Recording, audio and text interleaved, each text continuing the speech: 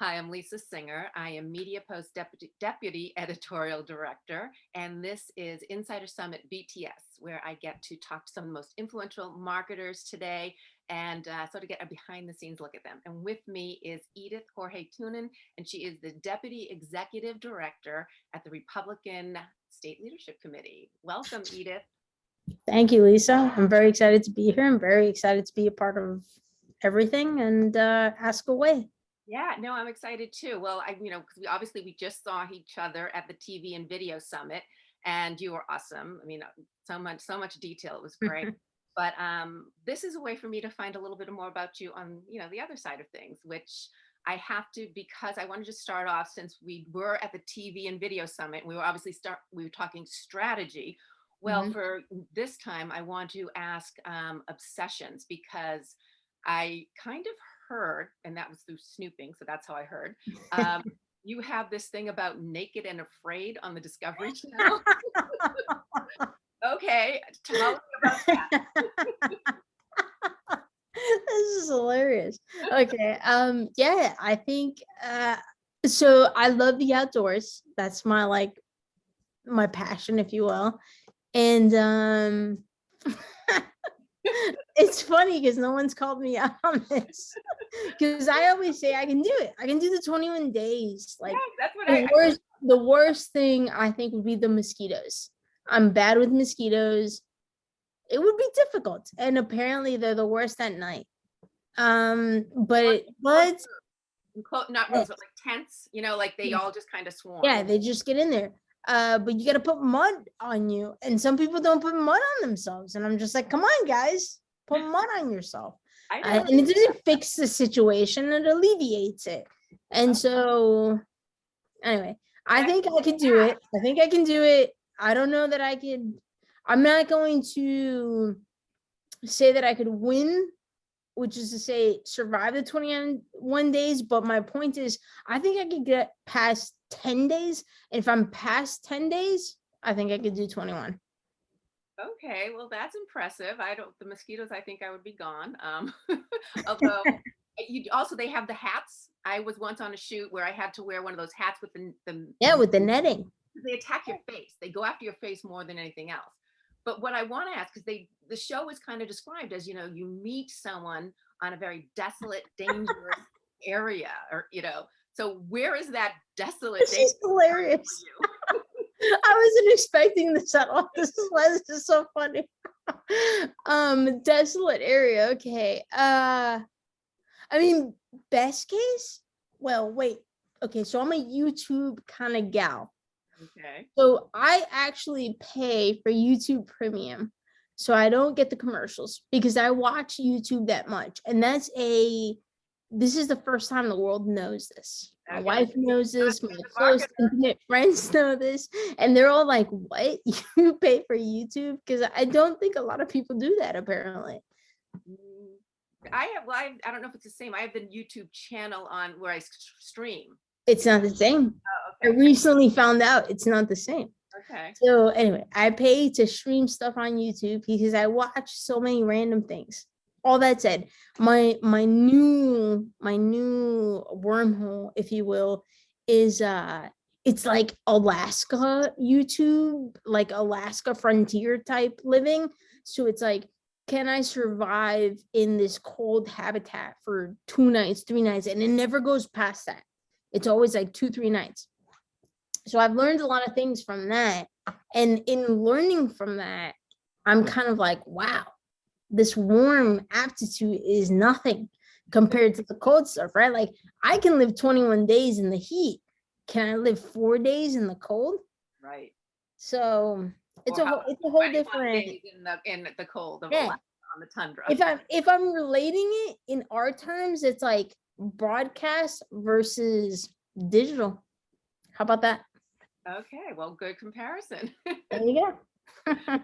Okay, so we're gonna see you in the next episode of Naked and Afraid, Alaska. Alaska.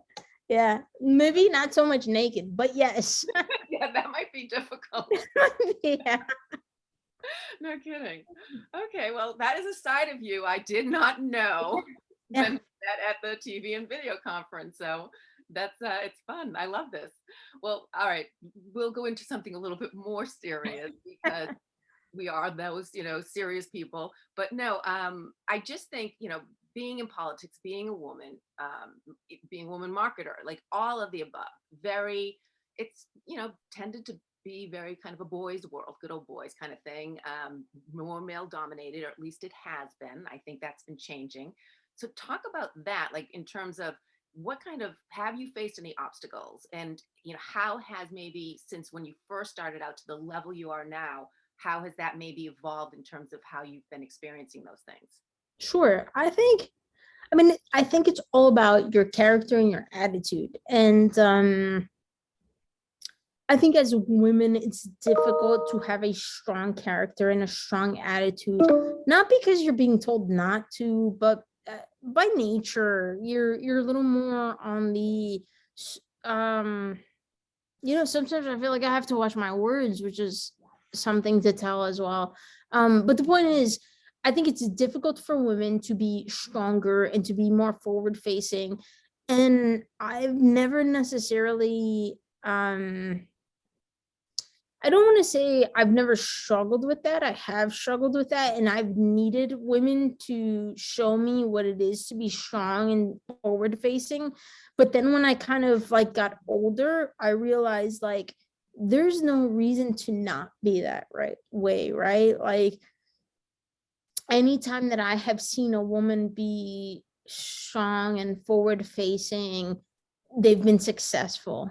And I say that in things that I believe in, right? Like whatever you take that as, the point being like, oh, okay, we're women working for a company and we're not getting paid equally, but we're doing the same jobs. Why aren't we being paid equally? And conversations have been had, and not by my fruition, like other females have gone and said, hey, we're doing the exact same thing. Why aren't we getting paid the same thing? At this point in time, it feels like we should be.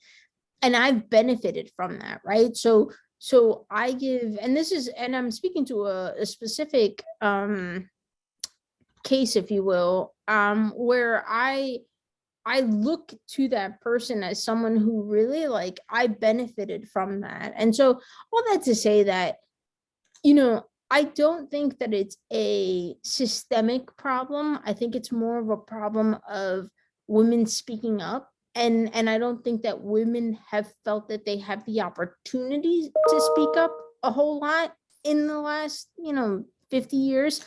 But in today's day and age, like, you absolutely do have that opportunity. And I think that you should. And I think that you um have to make it representative of the group that you're working with. So that's not to say of just women necessarily, but the group that you're working with. And oftentimes in corporate America today, it's diverse, it's non-gender specific. It's, hey, these are all the people that are working for you that do X, Y, and Z, and how do we show them that we're grateful for that work, whether it's compensation, whether it's, healthcare or benefit specific or corporate specific. But I think it has to apply to across the board. I think we're beyond that gender gap. I would hope that we're beyond that gender gap, because we've had a lot of people that have been there to fight for that gender gap. And so now it's just across the board, how can we be better to our employees, for our employees, and for the benefit of our employees? Well, so it sounds like more thinking in lines of, at this point, don't even consider I'm a woman or a man, or how you speak up. Just when it's something that's important to you, then you need to voice it and move forward, but then also provide the best that you can moving forward. So it's just a matter of give and take. So do you feel like, I guess my question would be, and has there been, I mean, you've been in the industry for a bit, and when you first started out, I mean, your career in terms of your path that you took, one, was this what you were looking at? I mean, it seems like politics was something that was always important to you, but did you foresee this where you were coming, and or were there any obstacles? Say, was there anything that sort of happened in your career that maybe caused you to pivot, take pause, or you just really had to plow through and get to that next level? Honestly, so they were self-imposed. It was, I thought that I had to be a certain way. And specifically in Republican politics, I started it's my goodness, I'm 34. I started when I was 22, so 12 years ago. It was 2010, more or less. And so I didn't know what was okay and what wasn't. And and I think that that was both sides, right? And it was both sides, because we're talking about days when Obama was like saying that he didn't agree with same gender marriage, or however you want to call it. And so my point is, like, it was a different time, and that's what we have to actually look at, right? Like, it was a different time. I didn't know enough to know what I felt, and so I kind of like scattered away from the conversation. But then when I actually started to have the conversation, I realized that there was nothing that I needed to shy away from, right? Like, everyone in the Republican sphere, excuse me, that I talked to about what I felt, what I thought. And this all went back to like the Chris Christie school of thinking, which was like, hey, I'm a fiscal conservative. I don't really care much else about anything in terms of like social politics. And so, realizing that and really coming into that fold was a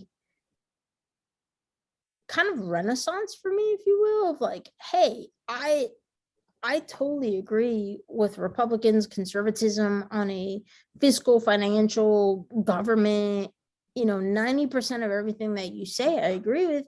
Maybe there's a 30%, fraction that I don't, but, it kind of showed me that there's a happy medium, if you will, of like, the majority leans towards conservative. There's a fraction that doesn't, but at the end of the day, I still have a good representation that shows me that there are leaders in this party that will fight for the things that I care about, that agree with the things that I care about, that accept me, in general, kind of thing. Well, I'm curious in terms of, and this would be even now, do you want to mentor, young women starting out initially, or at least be there as an example? Like, did you come across any of that? As you said, you started off not feeling comfortable expressing your opinions, or your, letting people know what your voice was. And then you finally discovered that. Was there a woman along the way that helped you do that? Was there a man along the way? Was there a particular mentor type person that maybe helped you get to that point? And is that something you want to see for women just starting out today, so they maybe don't go through as much of that? Yeah, I think the irony in all of that is that it was mostly men, right? But I think that's by virtue of the fact that mostly men were in politics 10 years ago. But I think we've seen a huge leap in both females, diverse candidates, whatever you want to call it, on both sides. And honestly, I pride myself on saying that on the Republican side, I would argue we've done an even better job, right? Because Democrats have had diverse candidates and female candidates, and whatever you want to call them, for years now, but we haven't, and we have in the last 5 years. I would say 5 years, to be honest. But no, I think I've had really great mentors growing up to this point.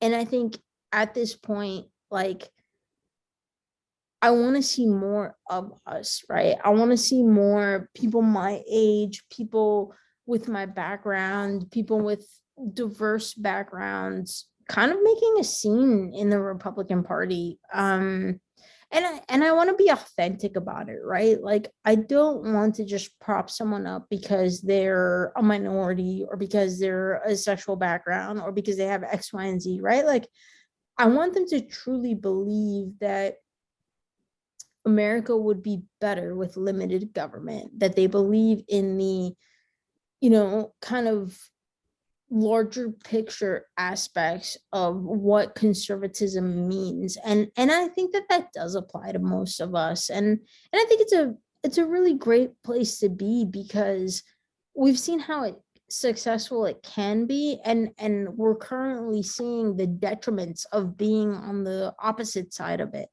So I'm excited to see how that movement continues, and we're seeing it within that kind of younger crowd, within that suburban crowd, within that more independent crowd, if you will. And I think we'll continue to see that, and I'm excited to see how it continues.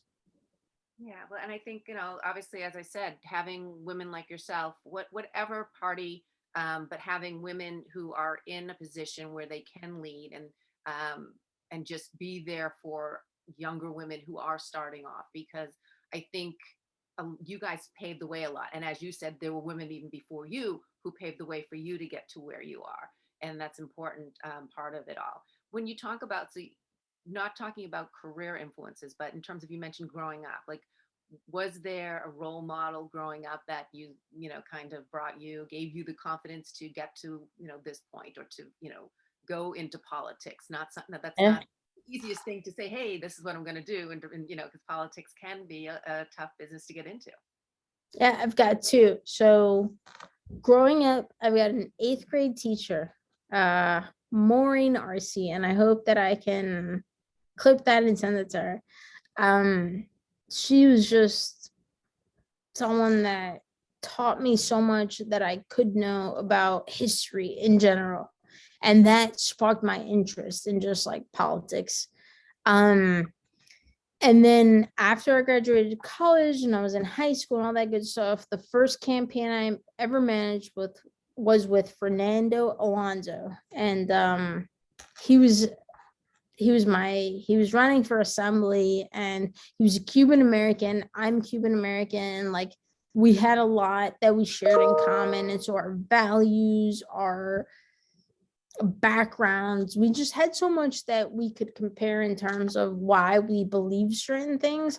And so both of those individuals were just, I truly believe that I could not be here today if it wasn't for where I got to in my youth with those like kind of fundamental thinkings because of Mrs. RC, and today because of Fernando. He's someone I will call tomorrow. If I got a job offer tomorrow, I'd call him and be like, hey man, what do you think I should do? And he'd tell me like, it's a terrible idea, or it sounds kind of good. Well, when you say Fernando, in terms of, you have similar backgrounds, so how important is that? Especially, as you said, you're a Cuban American. Was there something that just made you feel a little different growing up, or that maybe that's why you connected with Fernando? Or were there any obstacles that way, or not necessarily obstacles, but just things that you were looking for, that fit, that person who was, who saw things the way you do? Yeah, there wasn't anything that made me feel different growing up. Once I started getting into Republican politics, it was an easy fit because of where I was, right? It's New Jersey, it's Northern. If you're smart about what you're doing, you know who you need to like put in place, kind of thing. So at no point did I feel like I was an oddball. All that to say, when I was in, and he would laugh at this if he read it or saw it. When I was interviewing for that campaign manager role, they asked me like, how much do you want to get paid? And I said, well, tell me what you're offering. And they like countered with like a statement, right? Like, well, what do you want to do? And my actual response was, stop pussyfooting around the situation and just tell me what you're willing to pay me. But I only said that, and this is the thing that's hilarious to me, is I only said that because it was my 3rd interview of the day. And my 2nd one, I had actually taken a train down to Central Jersey to take it. Like, I was so over it that I was just like, just tell me what I'm not trying to play this game. And he, till this day, will tell you that that's why they hired me, because I was so upfront and direct. And in my mind, I was like, I for sure thought I was done. They didn't want me. Like, I had given up on that one. But my point with that is, sometimes I felt comfortable in that situation where I could have said that. And I think that it can go a long way, because when you feel comfortable and when you know an audience, and it can be because you've worked somewhere similar, or because you're the same background, or because you're all women, or because you're all men, right? Like there's a comfort that comes along with that. There is a sensibility to a sense that comes along with that. And it really does make a difference. And I was very lucky that that was, if it wasn't for him, I may not have gotten that job. And so maybe there is that camaraderie in a sense that helps. And I did get that job, and I did a good job though. But that's the next step, right? It's not just that I got that job, it was that I did a good job on it. And I messed up. I did, like, it was my first job though, right? Like there were missteps along the way, but I had a really good group of guys. There was 3 of them in New Jersey. They run as legislative districts. So there was 3 gentlemen that I worked with the entire time, and the 3 of them were great. They really were. And they taught me so much. They were so patient with me. And I was a 22, 23-year-old, right? Like, even in cases where I probably should have been fired, and that's my shout out to Rich Goldberg, who probably should have fired me. I learned and I continued, and they trusted in me, and I kind of put my life in their hands, right? And that's what you need to do. Well, it sounds like they also, I mean, the fact that I love that you said that, stop pussyfooting around, but I think the fact is they allowed you to be you. And yes, mistakes going to be made. I mean, everyone sees that, especially someone young just coming up, that you're going to see that these mistakes are made, and it's how people deal with those mistakes. I mean, we talk it all the time. I hear all of you guys when you're talking strategy. You try something, it doesn't work, you pivot, you do whatever, like you move forward. But the fact is you move forward, and the fact that you kept moving forward and listened and learned. But I think that it seems like they really let you be you, like without trying to squash that, because I think that can happen too, where people sort of, they don't feel comfortable to voice those kind of things, and then their success is not about them or their failure, it's about who they're trying to be. Yeah, that's a really good point. So, but I think that's Yeah. awesome. Look at that, Lisa. I didn't even know that. See, that's all. That's why you come here. That's why we do this. It's like an internet therapist session. It is. Well, now we have to go to a little hip, a little country. Ooh, you guys have just been on my Twitter all week, huh? So explain. Yeah, little hip, little country. I'm from New Jersey, born and raised. That's my jam. And then I moved around a lot, and I got to know a lot of America. And country's pretty dope. Mm-hmm. So I like country. I love hip hop because I'm from New Jersey, and that's how I was raised. And there's a lot of things that I was raised in that are probably not appropriate today, but that's kind of where I'm at. Little hip hop, little country. Yeah, have a good time. I like country. How I got into country was I moved to LA, couldn't find a station. The only station that kept coming up was a country station, so I just kept it on, and now I love country. Like, it was just great. Found me. But hey, I'll tell you, for like a hot minute, we had a country station in Jersey, and I had one friend, my best friend, Bianca. She loved country, and she told me about it. And whenever I was in town, it was like preset, right? Because obviously I did not change my presets. They were all New Jersey presets. Yep. So when I got back into town, I knew what to go to. And it didn't last very long, but it's making a breakthrough on the coasts.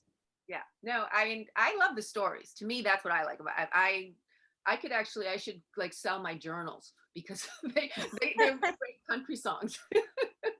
So no, that's to me what's fun about them. I mean, the music too, obviously, is a part of that, but I really just the music's good, I guess. No, I do.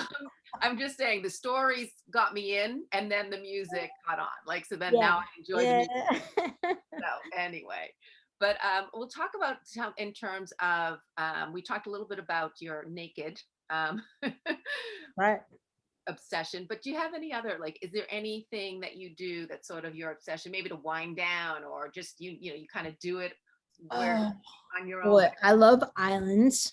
Island vibe is my thing. But I fuck. Can I say? Can I fuck? Can I say the F word? Just say the F word. I fucked up. We fucked up. My wife and I fucked up. Last summer, we were like, we love islands. We're gonna make our patio porch tiki themed. It doesn't match the fucking house. It's a whole thing. And so now we're like, okay, I should backtrack. We bought a house 2 years ago. It's awesome. It's out in Annapolis. So it's like in the sticks kind of thing. So it was very affordable. So I see this all, so no one thinks that I'm like, yeah, we bought a very fancy house in DC. Like, no, we bought a house out in the suburbs that we could afford and had a lot of fucking like space. And so we can't furnish it all in like a year, obviously, because it's very big and there's a lot going on. And so we've been trying to, and our next step has been the patio. And the patio is like, we have 0.75 acres. So it's less than an acre. For us, for city people, that's like, whoa, do you guys got some cornfields going on there? It's not. If you tell that to someone from Iowa, they'd be like, whoa, are you living on a city block? Yeah, it's not a fucking, it's not real. So we've got this acreage, if you will, and we're trying to furnish the house and we've got some of it done. And so we tried to do the patio. It's not very big. It's you know, it's woodward facing. The whole point that I'm getting at is that shit's expensive. Thanks, Joe Biden. There's my plug. Got that? Shit's expensive. Yeah, you're neutral. You're like, I can't. Yeah, well, shit's expensive and whatever. So last year we went to a store that I bet everyone goes to, and it's a I don't want to, trademark it, but it's a great store that's lower prices that people that have homes and like goods would go to. I think I can figure out what you're talking about. So they had a ton of tiki stuff, and we're big tiki people. So we're like, yeah, we're gonna get all this tiki stuff. It's gonna look great. And so we did it up last summer. And like, as it's getting warmer now, we're like, fuck, did we overcommit on the theme? Like, we're like out in the middle of the woods and we have this tiki like porch, and we're like, maybe we didn't need to go so hard. So that's that's what you got to do. That's an interest that I have that both the wife and I went all in, and we kind of regret. You regret. We regret a little bit, yeah. Is it a regret that you can like easily change, or is it then it'll be a whole new investment? we can easily change. We haven't bought like legit furniture or anything, but we like hung stuff up and now we got to take it down. It's a whole thing. My suggestion before taking it all down, you need to have like a tiki themed party, some sort of island party. Oh, for sure. For sure. Just have everyone enjoy, have everyone have fun, and then say, and then with a tiki gift, and just take what you want. and then they take it all down. The tiki gift thing is good. And then they'll do the work for you. They take it all down, and you leave with it, and then you're ready to do it. No, we swear it's a gift. It's for everyone. Everyone's getting one. Right. You're getting therapy. You're getting home advice. This is like awesome for you, right? That's a good idea. Okay, so what are you doing next month? Am I coming to a tiki party? Sure. Island party? Yeah, okay. I'll take my own tiki. I love taking You're about to. swag all the time. I love swag. I'm like, we have all of our events, they bring the swag, everyone brings the thing. And I'm always at the table like, all right, all of that. Yeah. Free stuff. But I've kind of turned like picky with them too. I'm like, I don't want another tumbler. No, I'm not. I have so many notebooks. Christina has told me no more tumblers. Yeah. I kid you not. We have an entire bottom shelf underneath the wine. It's the whole bottom shelf. It's tumblers like from vendors. So I can no longer take anymore. I have to do a take one, give one program. Well, your island party, you could serve their drinks in the tumblers and then they could leave with them as well. So Not a bad idea. you'll be all set. I think you're onto something. I have to ask you this. I think it's like, it's just a fun question, but if you could live at during any time and during any era, what would it be? Ooh, man, that's a good one. So my immediate answer does tend to go to American Revolution, but I've been reading a lot about like both French and Italian history. It's mostly my wife Christina has been reading a lot about Italian history, and the Renaissance sounds pretty cool. All that to say that I think a new Renaissance is kind of occurring because there's such a lull in art right now. At least I think so. Like nothing as crazy as like, think Michelangelo, Leonardo, like Botticelli, like none of those things that I recognize at different time frames, but like none of those things have happened recently. And so I think in a different way, maybe art is just different now, like what people are perceiving as art, whether maybe, whether it's street art or music or whatever it may be, maybe it's just not, the Michelangelo kind of art. maybe it's possible. It's what? I said it's possible. Okay. I'm going to not say much on that. I will not pursue that further. Well, before we finish up, I do want to ask you, obviously politics, since you were younger, in history, that was your passion. But if you could do anything else besides being a marketer and being in politics, what would the plan B be? News anchor. Really? Yeah. That's what I actually wanted to be, like 12 years ago. Uh-huh. I wanted to be a news anchor. I was an intern for ABC News. And I was an intern for ABC News right as they were transitioning to a full like automated system. So they sadly had to fire a ton of people. But the point was I actually have a reel where me and some gentlemen recast the entire evening news on the fully automated system. So they were testing out the system, and so they needed people to test it on. So like we let them test it on us. And it was actually really sad because they were going to fire a ton of people to be able to transition to this fully automated system. But that's what I wanted to do, and that's what I wanted to be. I want to be a news anchor. And did you really pursue it, or did you pursue it and then it didn't work out? Because I know a lot of times people try to go to one thing, but especially news. I mean, I started off in news, and you have to move to all these different places. You're moving all the time, so people then maybe say okay, and you get very little pay. Was it something, or was it just that did you suddenly say, hey, I like this path instead, or like what happened that pushed you to? That's a really good question, because I did not really pursue it. If I would have pursued it, I bet you it would have been the same path as the political path, because to your point, and I'm not kind of expelling any secrets, it's not very high paying at first, right? Like you have to work your way up, and you have to move, and you have to like kind of deal with it until you make it, kind of thing. So I don't know. I did make a decision without realizing that I made a decision. Well, it's easy to go for the money, I mean, not, like not even for the money, for money. You know what I mean? It's in terms of, I think this Here's what I'll say though, Lisa, like this was 2010, if that. So this was the peak of, if you were a college graduate and you had a job, you were lucky.